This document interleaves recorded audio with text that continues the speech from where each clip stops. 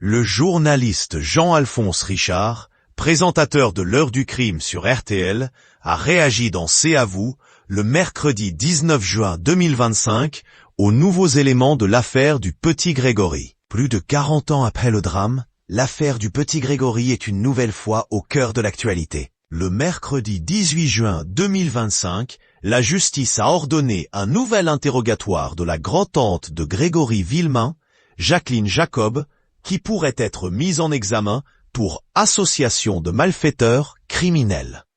Elle avait déjà fait l'objet de cette procédure en 2017 pour enlèvement et séquestration suivie de mort avec son mari, Marcel Jacob, avant d'être libérée pour vice de forme. La femme de 80 ans, qui continue de clamer son innocence, a été désignée par une nouvelle expertise en graphologie comme l'auteur d'une lettre anonyme menaçante adressée en 1983 aux parents de l'enfant disparu. Le corbeau du couple reconnaissait entre autres être responsable de la mort du petit Grégory, survenue le 16 octobre 1984 dans les eaux glacées de la Vologne-Vosges.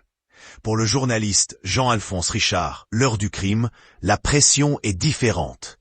Ce nouvel élément a suscité de nombreuses réactions, dont celle de Jean-Alphonse Richard, journaliste présentateur de l'heure du crime sur RTL, dont 40 épisodes ont été consacrés à l'affaire du petit Grégory depuis 2010.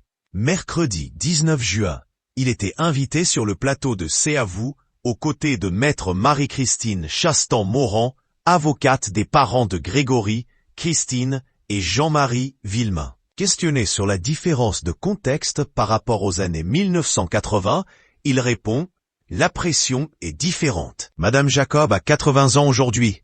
Le temps passe, la pression de la justice est de plus en plus importante. Il faut aller vite maintenant, parce qu'il y a beaucoup de témoins qui sont morts, beaucoup d'acteurs de cette affaire qui sont morts.